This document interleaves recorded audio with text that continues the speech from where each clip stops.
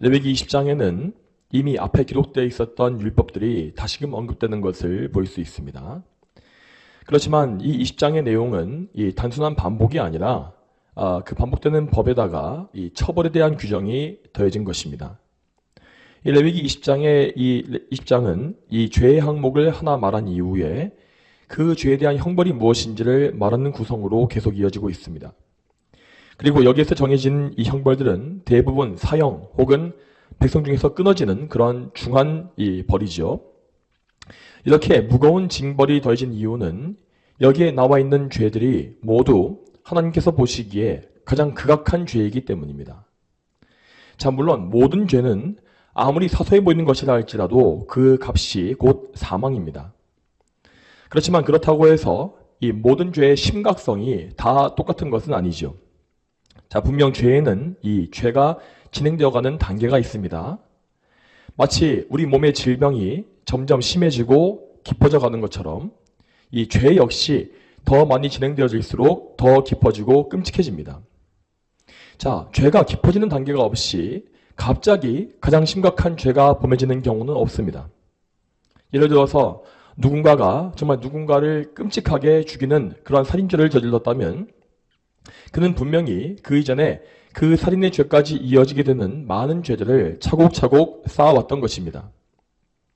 또한 누군가가 정말 심각한 성적인 범죄를 저질렀다면 그 역시 그 이전에 거기에 이어지는 많은 죄의 단계를 거쳐온 것이 분명합니다. 그런 사람들은 거기에 이르기까지 전혀 자기의 죄를 회개하지 않았고 계속해서 죄를 향해 갔으며 결국 점점 더 죄를 짓는 일에 무감각해지고 대담해진 것입니다.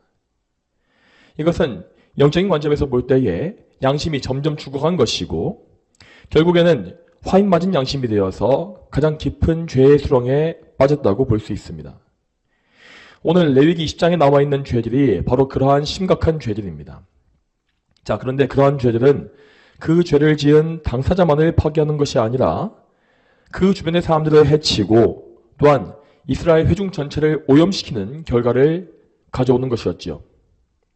따라서 하나님은 그런 중범죄들을 백성들에게서 완전히 끊으시기 위하여서 이렇게 가장 무거운 형벌들을 내리신 것입니다. 자, 이러한 법은 우리가 보기에 이 경우에 따라서 너무 가혹해 보이는 경우가 있습니다. 하지만 하나님께서 이 죄를 무섭게 형벌하시는 것은 너무나 당연한 일입니다. 만일 그분께서 죄에 대해서 관대하고 느슨한 기준을 가지신다면 이 사악한 죄인들은 오만방자해져서 더욱더 마음대로 날뛸 것입니다. 분명 이스라엘 회중 중에는 하나님을 올바르게 섬기는 참된 백성만이 있었던 것이 아닙니다. 그들 중에는 이방의 잡족들과 불량배들이 존재했으며 또한 하나님을 경외하지 않는 거짓 신자들이 정말 많이 끼어 있었습니다. 이런 자들에게는 하나님에 대한 경외심이나 사랑이 없었기 때문에 이러한 무서운 형벌로서 위협하지 않으면 도무지 율법을 지키지 않았습니다. 그러므로 하나님은 이 참된 이스라엘 백성들을 보호하시기 위해서 이렇게 무서운 징벌로서 회중의 질서를 잡으신 것입니다. 자, 그러면 다음으로 레위기 20장의 말씀이 어떻게 구성되어 있는지를 보겠습니다. 오늘 본문은 크게 4가지 종류의 범죄에 대해서 말하고 있습니다. 자, 첫 번째는 몰렉에게 자녀를 바치는 죄이고, 두 번째는 친접한 무당들에게 찾아가는 것, 그리고 세 번째로 부모를 모독하는 것과 그리고 네 번째로 여러 종류의 심각한 성적 범죄들입니다. 이렇게 4가지 범주의 죄악들을 정리하고 나서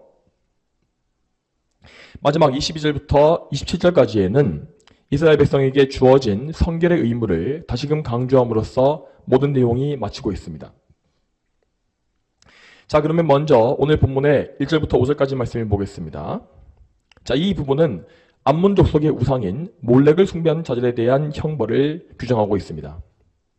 이 몰렉 숭배에 대해서는 지난번 레위기 18장에서 이미 살펴본 바가 있었습니다. 하나님은 이 다른 많은 우상들 중에서도 이 몰렉에 대해서 엄청난 진노와 단호한 징벌을 내리십니다. 왜냐하면 이 다른 어떤 우상보다도 이 몰렉은 그것을 숭배하는 방식이 너무나 사악하고 잔혹했기 때문입니다. 몰렉을 숭배하는 자들은 자기의 자녀를 제물로 불태워 바침으로써 제사를 드렸습니다. 이러한 인신제사가 악독한 죄인 이유가 무엇이겠습니까? 자, 그 이유는 이것이 하나님의 형상을 따라 창조된 인간을 파괴하고 죽이는 행위이기 때문입니다. 자, 하나님은 물론 이 죄인들에게 진노와 저주를 쏟아부으시지만 결코 그들을 파괴하시기 위해서 그렇게 하시는 것이 아닙니다. 하나님은 항상 죄인들을 살리시기 위하여서 그렇게 그들에게 선하신 긍휼을 베푸시는 분입니다. 반면에 마귀는 언제나 사람들을 파괴하고 죽이는 자였습니다. 마귀는 에덴 동산에서부터 인간을 죄로 유혹해서 죽음에 이르게 만들었고 또한 그 이후로 모든 인류를 죄에 빠뜨려서 멸망으로 이끄는 일을 계속해 왔습니다. 그러므로 이 몰렉을 섬기는 이 방식은 분명 하나님이 아니라 마귀에게서 나온 것이었습니다. 어리석은 죄인들은 자신의 타락한 본성으로 인하여서 하나님을 멀리하고 또 마귀를 가까이 함으로써 이러한 큰 죄악에 빠지고 만 것입니다. 자, 그렇다면 몰렉을 숭배하는 이런 악한 일이 이스라엘 회중 중에 들어온다면 어떻게 되겠습니까? 자, 본문의 3절 후반부를 보게 되면 이 죄는 하나님의 성소를 부정하게 하고 그분의 거룩한 이름을 더럽힌다 라고 되어 있습니다. 이스라엘 백성은 제사장들의 중보 사역을 통하여서 하나님의 성소에 간접적으로 들어가는 백성들이었습니다. 따라서 그 거룩한 백성 가운데에 이런 가증한 우상 숭배가 있다면 그것은 곧바로 하나님의 성소를 더럽히는 죄악으로 간주되었던 것입니다. 또한 그들은 율법에 따라서 이 자기의 자녀를 하나님께 바치게끔 되어 있었습니다. 이스라엘 백성들은 자신의 첫째 아들을 이 장자를 하나님께 바치기 위하여서 그의 생명을 대신할 속전을 바쳤죠. 그렇지만 몰렉 숭배자들은 하나님께 바쳐야 할 자녀를 도둑질해서 우상에게 바친 것입니다. 그리고 그것도 그 자녀를 잔인하게 살해함으로써 우상 숭배와 살인의 죄를 동시에 범한 것이었죠. 그들은 자기 자녀의 생명을 파괴하고 자기의 가정을 파괴했으며 더 나아가서 이스라엘 백성의 질서와 안정을 파괴한 것입니다. 그러므로 이러한 악인들이 사형에 처해지는 것은 너무나 마땅한 일이었습니다. 그가 이스라엘 자손이든지 아니면 백성 중에 함께 거하던 거류민이든지 몰렉을 섬기는 사람은 모두 죽여야 했습니다. 자, 특히 여기에서 우리는 이 거류민들도 죽이라는 말씀을 잘 볼 필요가 있습니다. 자, 이 사람들은 이스라엘 자손의 혈통을 가지지 않은 외국인들로서 이 거룩한 백성인 이스라엘과 함께 거류하던 사람들입니다. 자, 그들의 출신이나 배경이 어떠하든지 간에 이스라엘 백성 안에 거주한다는 것은 분명 하나님의 큰 복이었습니다. 그들은 하나님의 섭리 가운데 이 백성 안에 사는 것을 허락받았고 그 가운데 하나님의 율법을 알게 되었을 것이며 그래서 분명 몰렉 숭배에 대한 경고 역시 알 수 있었을 것입니다. 그럼에도 불구하고 그들은 하나님의 은혜를 저버리고 하나님의 율법에 정면으로 도전해 가면서 사악한 우상인 몰렉을 섬긴 것이죠. 그러므로 하나님은 그러한 자들에 대해서 하나님이 주셨던 모든 은혜를 거두어 가시는 것입니다. 그들은 이 땅에서 은혜 받을 수 있는 기회를 모두 박탈당하고 모든 구원의 기회를 빼앗길 것이며 결국 영원한 멸망, 사망으로 들어가는 것입니다. 자, 계속 이어서 4절과 5절을 보게 되면 이 몰렉 숭배자를 숨겨준 사람에 대한 내용이 나옵니다. 자, 몰렉 숭배의 죄는 사실 남에게 적발되지 아니하면 처벌할 길이 없었습니다. 그렇기 때문에 이 자기 가족이나 친한 이웃 중에서 몰렉을 숭배한 사람이 있다면 그들은 인간적인 정에 이끌려서 그들을 덮어주려고 할 가능성이 높았습니다. 그러나 하나님께서는 이 몰렉 숭배자를 숨겨주는 일에 대해서도 진노와 저주를 내리실 것이라고 약속하십니다. 하나님은 그들을 백성 중에서 끊어버리실 것이라고 하셨는데 이는 곧 그 사람을 멸망으로 확정하는 무서운 형벌이었죠. 자, 모든 이스라엘 백성은 그 무엇보다 하나님을 앞세우는 믿음을 가져야 했습니다. 만일 어떤 죄에 대해서 하나님께서 친히 극렬한 분노와 형벌을 선포하셨다면 이스라엘 백성은 무조건 그 권위에 최우선적으로 순종해야 했던 것입니다. 그들은 인간의 판단과 생각과 감정보다 하나님을 더 높여야 했습니다. 그들이 진정 택함받고 구원받은 참된 이스라엘 백성이라면 그들은 하나님께로부터 그렇게 할 수 있는 믿음과 용기를 받을 수 있었습니다. 그렇지만 그들이 이러한 경고를 받음에도 불구하고 하나님을 두려워하지 않고 계속해서 이 하나님이 아닌 이 사람의 눈치를 보고 있다면 그들은 자기가 하나님께 속하지 않았음을 스스로 증거하는 것이었지요. 결국 그들은 자기가 보인 증거대로 하나님의 심판을 받을 것이며 그 심판은 매우 정당한 것이었습니다. 자, 다음으로 6절을 보겠습니다. 6절 말씀에 돌이켜 신접한 자들과 영매들을 따라가 음행하는 자에게 내가 내 얼굴을 그에게서 돌이키겠고 그를 자기 백성 가운데서 끊어버리겠다 하십니다. 자, 그리고 이 6절의 규정은 오늘 본문의 맨 마지막인 27절에서 다시 한번 반복되고 있습니다. 특히 27절을 보게 되면 이러한 사람들을 죽여야 한다는 명령이 더해진 것을 볼 수 있죠. 자, 하나님께서 어떤 죄를 이렇게 반복해서 정죄하시는 것은 곧 그 죄가 얼마나 중대하고 치명적인 죄인지를 잘 보여줍니다. 구약 성경에 이사야에서 45장 11절 말씀에서 하나님은 이렇게 말씀하십니다. 이사야에서 45장 11절 말씀을 읽겠습니다. 장래 일들을 내게 물어라. 너희는 나의 자녀들과 나의 손으로 만든 것에 대하여 내게 부탁하여라. 이 말씀과 같이 하나님은 그분의 백성들이 그분께 나아와서 모든 것을 묻고 아뢰기를 원하십니다. 하나님은 그들이 아무리 많은 것을 여쭤볼지라도 그들을 귀찮아하지 않으실 것입니다. 하나님을 경외하고 그분을 사랑하는 사람은 그 사랑의 크기만큼 하나님께 많은 것을 아뢰게 되어 있습니다. 그렇지만 그 사랑이 없는 사람은 그만큼 하나님께 기도하는 것을 싫어하겠죠. 또한 하나님을 멀리하는 자는 자기 마음에 품고 있는 의문을 하나님이 아닌 다른 것에 풀게 되어 있습니다. 오늘 본문에 나와 있는 이 죄인들은 하나님을 무시하고 귀신들에게 자기의 의문을 풀고 싶어 했던 것입니다. 물론 이러한 죄악은 하나님을 모르는 이방 민족에게는 너무나 자연스러운 일이었습니다. 그렇지만 이스라엘은 거룩한 계시를 통하여서 이 계시의 말씀을 통해 하나님을 알고 있었으며 또한 하나님의 선하신 뜻 역시 알고 있었습니다.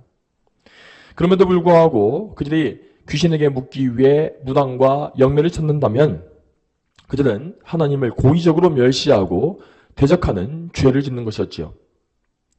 당연히 그들은 하나님을 멸시한 죄의 책임을 져야 했고 신성 모독죄로 죽임을 당해야 했습니다. 자, 계속 이어서 7절과 8절을 보겠습니다. 너희는 자신을 깨끗하게 하고 거룩하게 하여라. 나는 여호와 너희 하나님이다. 너희는 내 규례들을 지키고 행하여라. 나는 너희를 거룩하게 하는 여호와이다. 자, 이 부분은 레위기 20장을 정확히 절반으로 구분할 수 있는 중간 지점입니다. 이 구절을 중심으로 해서 그 앞에 나와 있는 부분은 하나님에 대한 계명, 즉 대신 계명을 보여주고 그 다음 부분에는 이 사람에 대한 계명, 즉 대인 계명이 쭉 이어지지요. 그러므로 7절과 8절의 말씀은 이 대신 계명을 마무리하면서 이스라엘 백성들이 하나님 앞에서 성결과 순종의 삶을 살아야 한다고 다시 한번 명령하는 것입니다. 그리고 거기에 이어지는 9절 말씀에서부터 하나님은 그들의 이웃들과 관련되어 있는 대인 계명과 그 형벌에 대해서 말씀하십니다. 자, 9절 말씀 읽겠습니다. 9절 말씀에 누구든지 자기 아버지나 어머니를 저주하는 사람은 반드시 죽일 것이니 그가 자기 아버지나 어머니를 저주하였으므로 그의 피가 자기에게 돌아갈 것이다. 아멘. 자, 이 말씀에는 이 부모를 저주하는 자와 그 형벌에 대한 율법이 나와 있습니다. 자, 여기에서 이 저주한다는 것은 이 무례한 말을 가끔 내뱉는 정도가 아닙니다. 자, 사무엘하 16장 5절 이하를 보게 되면 이 다윗이 압살롬에게 쫓겨서 피난 갈 때에 이 사울의 친척인 시므이가 이 다윗을 저주했던 일이 나와 있습니다. 그때 시므이는 다윗을 계속 따라오면서 돌을 던졌고 이 저주하는 말을 반복했다고 나와 있죠. 자, 이 사건은 이 남을 저주하는 죄가 무엇인지를 보여주는 좋은 예가 될 수 있을 것입니다. 다른 사람에게 악감정과 증오심을 품고 그 마음을 말과 행동으로 지속적으로 표현하는 것, 그것이 바로 성경이 말씀하는 남을 저주하는 죄인 것입니다. 그러므로 오늘 본문에서 부모를 저주한다는 것은 이러한 미움과 적개심을 가리킵니다. 부모에 대해서 사랑이나 경외심이 없고 부모를 봉양하지도 아니하며 악하게 적대시하고 계속 미워하는 것, 이것이 바로 사형이 쳐야 할 죄인 것입니다. 이스라엘 백성들은 반드시 그러한 악한 자녀를 죽여야 했으며 그 핏값은 모두 죽임당한 죄인에게 돌아가게 되어 있었습니다. 왜냐하면 그는 이스라엘 백성으로서 율법을 잘 알고 있었음에도 불구하고 그의 악한 죄를 회개하지 않고 끊지 않고 계속해서 부모를 대적했기 때문입니다. 자, 여기에서 그리고 우리는 하나님께서 부모의 권위를 얼마나 중요하게 여기셨는지를 알 수 있습니다. 구약시대의 이스라엘 민족은 그 자체로 그 시대의 교회였기 때문에 이스라엘 백성 안에서 부여된 모든 권위와 질서는 하나님께서 당신의 교회를 보존하시기 위해서 세우신 것이었습니다. 특히 부모의 권위라는 것은 그의 자녀에게 있어서 하나님의 권위를 대리하는 것과 같았지요. 참된 이스라엘 백성은 하나님과의 관계 속에서 이러한 하나님의 뜻과 그분의 질서를 이해할 수 있었습니다. 그러므로 이스라엘 중에서 부모의 권위를 멸시하는 사람들은 그들의 현재 상태가 어떠한지를 명확히 보여주는 것이었습니다. 그들은 하나님을 두려워하지 않았고 죄를 회개하지도 않았으며 하나님의 은혜로부터 멀리 떨어져 있었던 것입니다. 그렇기 때문에 그들은 이러한 부모를 악하게 저주하는 죄에 빠진 것이죠. 따라서 하나님은 그들이 보여준 증거대로 그들을 공의롭게 심판하시고 징벌하신 것입니다. 자, 그리고 다음으로 이어지고 있는 10절부터 22절까지의 말씀에는 온갖 종류의 성적인 범죄와 그 처벌 규정이 나와 있습니다. 이 성적 범죄의 종류들은 먼저 간통과 근친상간, 수간, 동성애, 그 이외에도 각종 변태적인 성적 욕망들을 다 포함하고 있습니다. 이러한 성적 범죄에 대한 이 형벌은 그 죄의 심각성에 따라서 사형부터 추방형, 또 자식이 없이 죽는 것 등으로 나눠져 있습니다. 이처럼 엄중한 처벌들은 하나님께서 성적인 범죄를 얼마나 혐오하신지를 잘 보여줍니다. 여러분, 여기에 나와 있는 이 모든 죄의 항목들은 인간의 성적 욕망이 얼마나 악한 방향까지 흘러갈 수 있는지를 잘 가르치고 있습니다. 실제로 그 당시 가나안에 거주하고 있었던 이방인들은 이러한 죄를 공공연히 행하고 있었죠. 그러므로 하나님은 그 사악한 범죄들을 낱낱이 밝혀주심으로 말미암아 이스라엘에게 엄중한 경고를 내리신 것입니다. 이스라엘 백성들은 하나님의 소유로 구별된 백성답게 자기 자신을 거룩하게 지켜야 했습니다. 그들은 자기가 부여받은 존귀한 신분을 올바르게 알아야 했으며 그 존귀한 신분에 걸맞는 거룩한 삶을 살아야 했습니다. 특히 이스라엘은 자기의 몸, 자기의 육신을 거룩하게 지킴으로써 자기의 전인격을 다 구별해서 하나님께 바치는 산 제물의 삶을 살아야 했던 것입니다. 자, 여기에 나와 있는 성적 범죄 항목들은 이미 레위기 18장을 설교할 때에 살펴본 것이기 때문에 따로 자세히 설명하지 않겠습니다. 자, 여기서 하나님은 이 죄에 대한 경고를 다시금 반복하심과 동시에 거기에 무서운 형벌을 추가로 부과하십니다.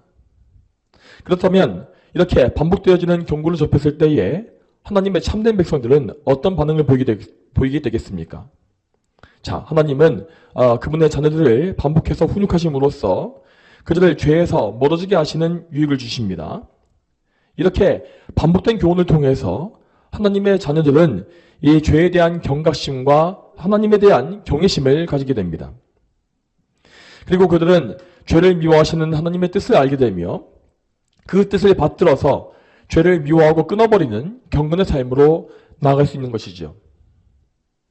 자, 그렇지만 이스라엘 백성 중에는 하나님을 참되게 믿지 않았던 거짓 신자가 많이 끼어 있었습니다. 자, 그렇다면 그런 사람들에게는 이러한 반복된 경고가 어떤 효과를 가져왔겠습니까? 물론 그들 중에서도 하나님의 택함받은 사람들은 이 자기 죄를 깨닫고 하나님께로 돌이키는 유익을 얻었을 것입니다. 하지만 택함받지 못한 자들이라고 해도 그들은 형벌에 대한 공포심 때문에 죄를 억제하게 되는 효과를 얻었습니다. 물론 그들은 자발적으로 하나님께 순종한 것이 아니었습니다. 그렇지만 하나님은 그들의 죄를 억제하심으로 말미암아 이스라엘 전체를 그들의 악에서 보호하시는 은혜를 베푸신 것입니다. 자, 이제 본문의 마지막인 22절부터 27절까지를 보겠습니다. 여기에 나와 있는 말씀은 이제까지 살펴봤던 모든 성결법의 말씀을 총정리하고 있는 부분입니다. 이 성결법이라는 것은 이스라엘 백성들의 거룩한 삶을 주장하는 법으로서 실제적인 실천과 순종을 알려주는 내용을 담고 있다고 했습니다. 그리고 이 성결법은 레위기 17장에서부터 26장에 나와 있다고 하였지요. 지금까지 우리가 살펴봤던 17장에서 20장까지의 말씀은 자, 이스라엘의 일반 백성, 평민들에게 적용되어지는 성결법의 내용이 나와 있습니다. 그리고 20장 이후에 21장부터에서는 이 제사장들을 위한 성결법과 절기에 대한 성결법, 그리고 성소에 대한 성결법과 안식년과 신년 등에 대한 각종 성결법이 계속 이어지고 있는 것을 볼 수 있습니다. 다시 말해서 오늘 살펴봤던 20장은 이스라엘의 일반 백성들을 위한 성결법을 결론 짓는 부분이라 할 수 있을 것입니다. 그래서 하나님은 20장 22절에서 27절까지 말씀에 그분의 백성들을 향한 사랑의 권면을 말씀해 주신 것입니다. 하나님은 자유로운 아버지로서 그분의 백성들이 어떻게 해야 모든 죄악과 심판을 피하고 복된 삶을 살 수 있는지를 말씀하십니다. 하나님께서 그들에게 율법을 주신 이유는 그들을 억누르거나 통제하기 위함이 아니었습니다. 이스라엘 백성이 누릴 수 있는 참된 자유는 오직 하나님 안에만 있는 것입니다. 물론 죄인의 본성은 자기 마음대로 죄를 짓는 것이 자유일 것이라고 생각하지만 사실 그러한 잘못된 자유는 그들을 더욱더 죄의 노예가 되게 만들고 멸망으로 이끕니다. 하지만 이와 반대로 하나님의 법에 따르는 것은 죄인의 본성에는 어긋나는 것입니다. 그렇지만 그 법은 그들을 죄의 수렁에서 건질 것이며 그들을 보호해 줌으로써 하나님께로 이끌어갈 것입니다. 이 율법에는 이스라엘을 생명의 길로 이끌기 위한 하나님의 선하신 뜻이 담겨 있습니다. 그들이 참으로 하나님을 경외하고 사랑하며 그분이 주시는 속죄와 의를 사모한다면 그들은 이 율법을 통해서 하나님을 기쁘시게 하는 가장 큰 영광을 누릴 수 있습니다. 자, 그러면 이제 이 본문의 말씀을 오늘날에 어떻게 적용할 수 있는지를 생각해 보겠습니다. 오늘 본문의 말씀은 여러 가지 사악한 범죄 행위에 대해서 아주 엄격한 처벌 규정을 말씀하고 있다고 했습니다. 자, 여기 나와 있는 각종 죄들은 오늘날에도 똑같이 사악한 죄입니다. 그렇지만 오늘날 우리는 현실적으로 이 말씀과 동일한 처벌 규정을 적용할 수가 없지요. 예를 들어서 박수와 무당에게 점을 치러 가는 사람들을 돌로 쳐서 죽이는 일은 오늘날에 적용할 수 없는 처벌 방식입니다. 자, 이러한 차이가 생기는 이유는 이스라엘이 하나님의 통치를 받는 신정국가였기 때문입니다. 이 세상에서 역사상 신정국가로 통치된 국가는 구약의 이스라엘 왕국이 유일했지요. 당연히 이 시대의 세속국가에서는 이 신정국가 이스라엘의 형벌제도를 그대로 도입할 수가 없는 것입니다. 자, 그렇지만 여기에서 우리가 분명히 알아야 할 사실이 한 가지 있습니다. 그것은 하나님께서 이 땅의 모든 국가에게 신정국가와 세속국가를 막론하고 이 죄에 대한 공의로운 처벌을 명신다는 것입니다.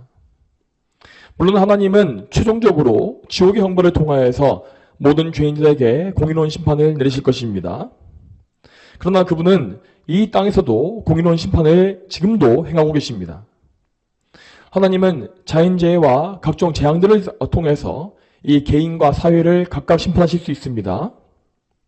그리고 그분은 이 땅의 통치자들에게 권세를 위임해 주심으로 말미암아 이 땅에 그분의 공의와 질서를 세우시는 섭리를 행하십니다. 그러므로 이 땅의 권세자들은 하나님의 공의를 자신의 통치 영역에 구현해야 할 책임을 지고 있는 것입니다. 그것이 바로 그들이 높은 권세를 부여받은 이유이지요. 그들이 권세를 가진 이유는 자기 자신이 영광받고 자기가 백성 위에 군림하기 위함이 아닙니다. 그들은 일체의 겸손으로서 하나님께서 주신 소명에 충실해야 합니다. 권세자로서의 위엄과 영광은 그들이 하나님의 소명에 충실했을 때에만 그 결과로서 그들에게 주어지는 것입니다. 자, 신약성경에 로마서 13장을 보게 되면 이 통치자가 가진 권위에 대해서 중대한 말씀이 나오는 것을 볼 수 있습니다. 로마서 13장 3절과 4절을 보겠습니다. 통치자들은 선한 행위에 대해서는 두려움이 되지 않고 악한 행위에 대하여만 두려움이 된다. 내가 권세를 두려워하지 않으려면 선을 행하여라. 그러면 그에게서 칭찬을 받을 것이다. 통치자는 너의 유익을 위하여 일하는 하나님의 일꾼이다. 그러나 내가 악한 일을 행한다면 두려워하여라. 그가 공연히 검을 가진 것이 아니니 그는 하나님의 일꾼이 되어서 악을 행하는 자에게 하나님의 진노를 집행하는 자이다. 아멘. 자, 이 말씀에는 통치자들이 검을 가지고 있다는 내용이 나옵니다. 이 검이라는 것은 엄연히 살상 무기로서 통치자들이 이 사람들의 목숨을 취할 권세가 있다는 사실을 잘 보여줍니다. 이 땅의 권세자들은 하나님 말씀대로 법을 정해야 하며 그리고 그 법에 따라서 극악한 죄인들을 죽음으로 다스려야 합니다. 만일 그들이 하나님의 뜻을 어기고 처벌을 약화시킨다면 그들은 하나님의 공의를 짓밟는 것이 됩니다. 또한 그들은 하나님께서 위임하신 권세를 자기 마음대로 악용함으로 말미암아서 자기의 국가의 죄와 불의함을 쌓아가는 것이지요. 그렇게 되면 억울한 피가 하나님께 부르짖을 것이고 불의한 통치로 인하여서 백성들의 탄식이 높아질 것입니다. 하나님은 이러한 일들을 절대 잊지 아니하십니다. 자, 그리고 이 땅 위에 하나님의 공의를 세우는 일에 있어서는 이 교회의 역할 역시 정말 중요합니다. 앞서서 우리는 이스라엘이 역사상 존재했던 유일한 신정국가였다고 들었습니다. 그 말은 곧 이스라엘이 교회와 국가가 결합되어 있는 나라였다는 사실을 보여줍니다. 그렇지만 오늘날의 세속국가에서는 이 국가의 권세와 교회의 권세가 각각 나뉘어 있지요.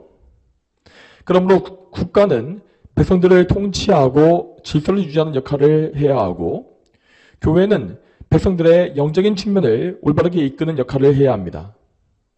또한 교회는 이 세상의 국가가 하나님의 뜻을 벗어날 때에 그것을 지적하고 경고하는 역할을 반드시 해야 합니다. 단적인 예로 반성경적인 이념이나 사상이 국가를 오염시킬 때 교회는 단호하게 거기에 맞서야 하는 것입니다. 그런데 오늘날 우리나라를 보게 되면 많은 교회들이 그러한 역할을 제대로 수행하지 못하는 것을 볼 수 있습니다. 비성경적인 신학이 교회를 지배하게 되면서 교회들은 점점 더 하나님의 공의와 반대되는 목소리를 내고 있습니다. 앞서 로마서 13장에서 보았듯이 사형을 집행하는 것은 분명 성경적인 법 질서에 부합합니다. 그런데 현대의 교회는 구약과 신약을 분리시켜 이해하는 잘못된 성경 해석 때문에 사형 제도를 많이 반대하고 있죠. 그들이 이러한 오류를 범하는 것은 그들의 신학이 잘못되었기 때문입니다. 그들이 가지고 있는 혼합주의적인 신학은 신약과 구약의 일치성을 깨뜨리고 또한 성경의 해석에 이 세상의 철학과 사상을 도입합니다. 그래서 그들은 구약의 하나님과 신약의 하나님을 다른 하나님으로 만들어버린 것입니다. 그들은 신약의 복음을 무조건적인 사랑과 포용이라고 생각하며 또한 반대로 구약의 율법을 억압과 통제로 이해합니다. 그렇지만 하나님은 분명 일관되게 그분의 백성을 사랑하시며 그 백성들이 거룩한 삶을 살도록 인도하시는 분이십니다. 그리고 백성들의 거룩한 삶에는 반드시 공의로운 처벌이 동반되어야 하는 것입니다. 그뿐만 아니라 오늘날 교회는 동성애를 옹호하고 이 간음을 비롯한 온갖 음란의 범죄를 관대하게 대하고 있습니다. 그리고 영적인 면에서도 그들은 우상 숭배자들과 손을 잡는 등의 종교 통합 운동을 광범위하게 벌이고 있죠. 이 모든 죄악들은 오늘 레위기 20장에 나와 있는 하나님의 뜻과 정확히 반대되는 것들입니다. 분명 하나님은 당신의 계명을 거역하는 사람들을 향해서 무서운 진노와 저주를 약속하고 계십니다. 자, 사실이 이렇다고 한다면 지금 이 대한민국에서 이렇게 엄청난 혼란과 재앙이 쏟아지고 있는 이유가 무엇이겠습니까? 왜 지금 이 나라에는 하나님의 질서를 파괴하는 온갖 이 좌익 사회주의자들이 가득 차 있는 것입니까? 그리고 왜 온 나라 사람들이 마치 무언가에 홀린 것처럼 나라를 파괴하고 권위를 무시하며 공의로운 법 질서를 깨뜨리고 있는 것일까요? 자, 이러한 죄악의 중심에는 분명 교회의 타락이 있고 또한 국가적인 불순종이 있는 것입니다. 지금 이 대한민국은 하나님께서 정하신 질서와 체계가 다 무너지고 말았습니다. 국가와 교회, 가정, 그 어느 체계 하나도 성한 곳이 없습니다. 이 나라 교회는 벌써 오래전에 배도와 배교의 물결에 휩쓸리고 말았으며 혼합주의와 신앙의 타협이 대부분의 교회에 너무나 보편화되어 있습니다. 하나님의 말씀대로 공의를 선포하는 교회는 거의 남아있지 않은 것이 현재의 상황입니다.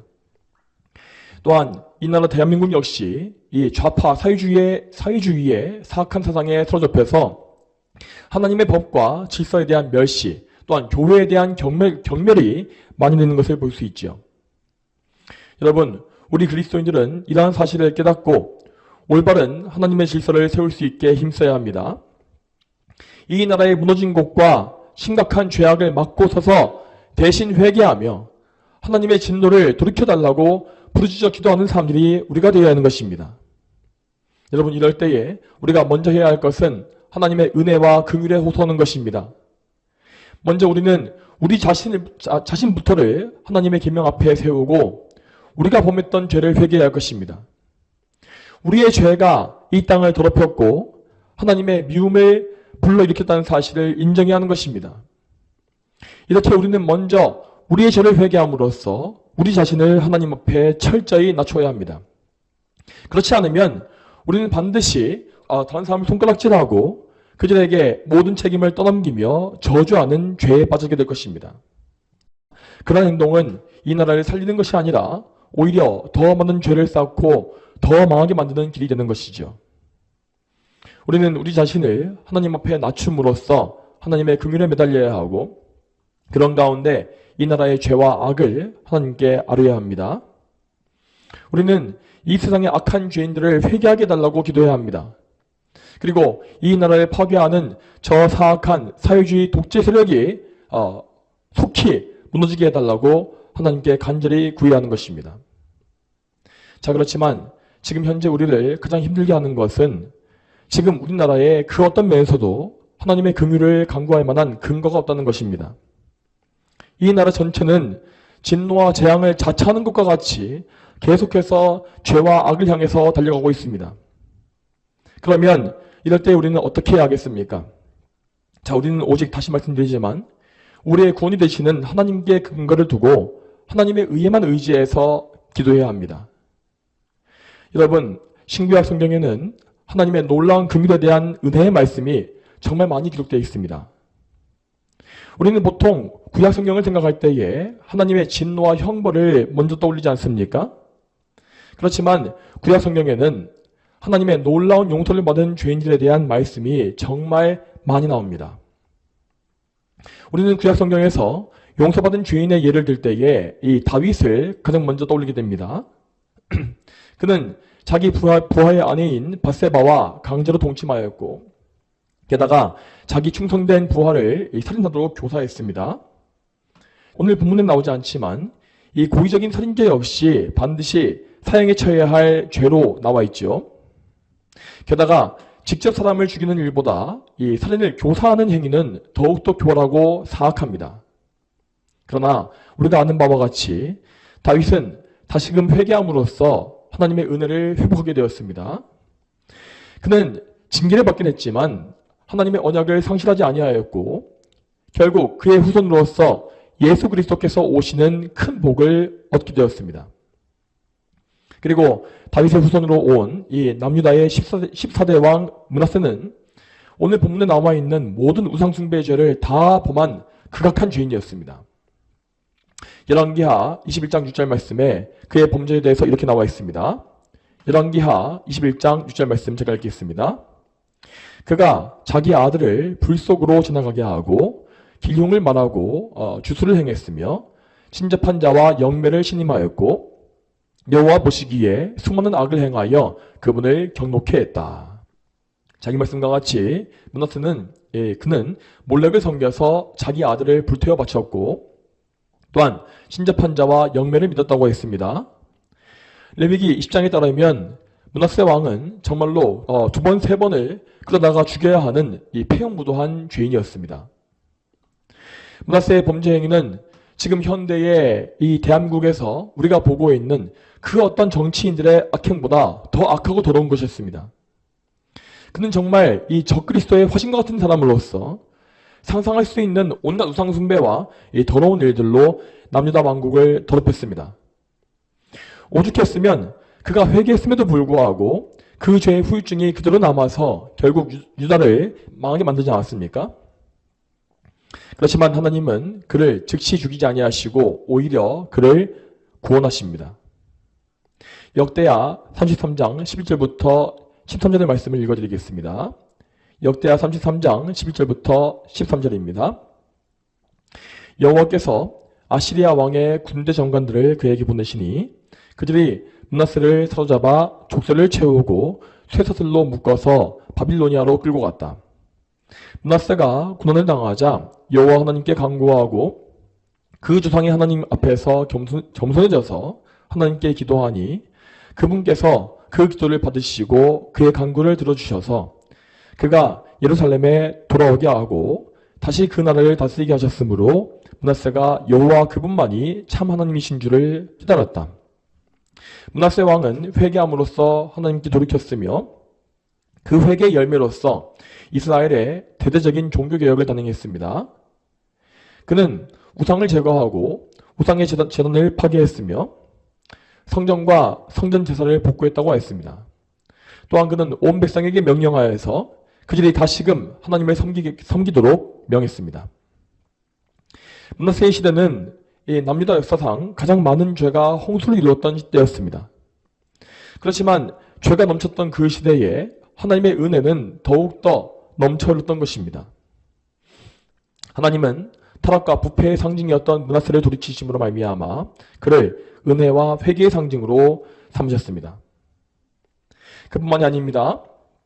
이스라엘 백성의 조상인 이 족장들의 시대를 보게 되면 오늘 본문에서 죽여야 한다고 규정한 온갖 죄악들이 저질러진 것을 볼 수 있었습니다. 물론 그 족장의 시대에는 율법이 선포되기 이전이었지만 율법이 없다고 해서 죄가 심판받지 않는 것은 절대 아니죠. 먼저 이스라엘 12지파의 아버지인 야곱은 이 장자권을 빼앗기 위해서 자기 아버지인 이삭을 고의적으로 기만했습니다. 이삭은 그 사건 때문에 얼마나 충격을 받았던지 심하게 떨면서 두려워했다고 기록되어 있습니다. 이것은 부모를 저주하는 죄까지는 아니지만 분명히 부모를 배신하고 모멸감을 안겨주는 악한 행위에 속합니다. 그리고 야곱의 아들들은 또 어떠했습니까? 먼저 장자인 르우벤은 자기 아버지의 후처인 빌하와 동침함으로써 그의 장자권을 상실했습니다. 이는 오늘 본문 11절의 죄에 해당하는 아주 악한 범죄였습니다. 또한 레위와 시므온은 이 세겜 사람들을 속인 이후에 그들을 모두 살해했으며 그리고 야곱의 나머지 아들들도 함께 약탈 행위에 동참했다고 기록되어 있습니다. 이 역시 분명 사형에 처해야 할 중한 범죄였습니다. 그리고 나중에 유다는 부지 중에 자기 며느리인 다말과 동침하고 아들을 낳지 않았습니까? 그는 부지 중에 죄를 지은 것이겠지만 어쨌든 창기와 동침하기로 마음먹었던 것이기 때문에 분명 율법에 따라서 죽어마땅한 죄를 지은 것입니다. 자, 이처럼 성경은 이스라엘 족장들의 죄악에 대해서 전혀 숨김이 없이 모든 것을 다 말해주고 있습니다. 이스라엘은 결코 명예롭고 존귀한 조상들에게서 나온 것이 아닙니다. 그들의 조상들은 살인자요 간음자였으며 또한 강도치사했던 악한 죄인에 불과했습니다. 그러나 하나님께서는 야곱과 그 아들들을 은혜로 불쌍히 여기셨고 그들을 훈계하심으로 다시 살려주셨습니다. 그들은 모두 회개함으로써 새 사람이 되었으며 결국 한 명도 멸망하지 아니하고 이스라엘의 12지파의 조상으로서 우뚝 세워지게 되었습니다. 자, 이처럼 하나님은 크신 긍휼과 인내로 말미암아서 죽어 마땅한 죄인들을 살리시는 분입니다. 그리고 하나님은 오직 그분의 아들이신 예수 그리스도께서 이루신 구속의 공로를 근거로 해서 이러한 은혜를 베푸신 것입니다. 예수님께서 이루신 구속의 공로는 영원한 것이기 때문에 모든 시대를 초월해서 사람들을 구원할 수 있습니다. 구약 시대에도 그리스도의 복음과 그 대속의 은혜는 분명히 증거되었습니다. 하나님의 택함받은 모든 백성은 그들이 예수님 이전 시대에 태어났다 할지라도 예수님으로 인하여서 구원을 받은 것입니다. 자, 그렇다면 예수님의 복음이 이미 명확하게 선포된 이 시대에는 어떻겠습니까? 우리는 참으로 복음을 믿어야 하고 그리스도의 공로에 의지해야 합니다. 우리는 또한 구약 성경을 읽을 때에도 복음의 빛을 통해서 그 의미를 밝히 이해할 수 있어야 합니다. 여러분, 레위기 20장의 말씀이 우리에게 무엇을 말씀하고 있습니까? 자, 이 말씀은 우리에게 더 착하고 더 선하게 살라고 하는 가르침을 주는 것이 아닙니다. 또한 이 말씀은 너희가 착하게 살지 않으면 죽을 것이라고 위협하는 것도 아닙니다. 이 말씀은 우리 모두가 사실상 죽어 마땅한 죄인이라는 사실을 단정지어 말하고 있는 것입니다. 저 여러분 모두는 그 누구라도 레위기 20장의 정죄에서 벗어날 수 없습니다. 우리가 실제로 이 죄들을 짓지 않았다 할지라도 우리는 분명히 마음속으로 이 죄들을 지은 적이 있지 않습니까? 우리 모두는 우상 숭배자요 기둥을 점치는 자였으며 또한 가늠한 자였고 부모를 저주하는 자였습니다. 그러나 우리는 지금 죽지 않고 살아서 하나님을 이렇게 예배하고 있습니다. 이 놀라운 일이 어떻게 가능했겠습니까? 어떻게 하나님은 하나님의 공의를 이루시면서도 우리를 이렇게 살리실 수 있었겠습니까? 그것은 오직 예수 그리스도 덕분에 가능한 일이었습니다. 하나님 앞에 죽임을 당해 마땅한 우리의 죄, 그분의 백성에게서 끊어져야 마땅한 우리의 죄를 우리 주 예수님께서 모두 가져가신 것입니다. 우리의 모든 추악한 죄는 예수 그리스도 안에서 다 처리되었습니다. 그분께서 우리 대신 하나님께로부터 끊어지셨고 우리 대신 사형을 당하셨습니다. 그분이 우리 대신 저주와 진노를 다 받으셨으며 지옥의 형벌을 당하신 것입니다. 그렇기 때문에 우리는 지금 이렇게 죄에서 자유함을 누리면서 마치 우리가 죄를 짓지 않은 것처럼 이렇게 기쁨의 예배를 드릴 수가 있는 것입니다. 그러므로 우리는 절대 교만해지지 말아야 합니다. 우리가 어떤 죄에서 구원받았는지를 항상 기억해야 하고 이 세상의 모든 죄인들에게 우리와 동일한 구원의 은혜가 임하기를 간절히 구해야 합니다. 여러분, 지금 이 나라에는 하나님의 계명을 바르게 알고 그 계명에 따라서 참되게 회개할 백성들이 꼭 필요합니다. 그리고 지금 우리는 이 거룩한 말씀을 올바르게 듣고 있는 성도들로서 그러한 책임을 반드시 짊어져야 할 것입니다. 여러분, 오늘 들으신 말씀에 나와 있는 계명들을 다시 한번 깊이 생각해 보시기 바랍니다. 그리고 이 계명에서 어긋난 우리 자신의 죄를 회개하고 그리고 이 나라 백성의 죄와 이 나라 교회의 죄를 대신 회개하십시오. 우리는 비록 적은 무리이긴 하지만 하나님은 우리가 참되게 회개할 때에 반드시 우리와 함께 하실 것이며 우리의 기도를 들어주실 것입니다. 또한 이 나라에는 우리 이외에도 분명 하나님 앞에 바르게 회개하는 소수의 그리스도인들이 남아 있습니다.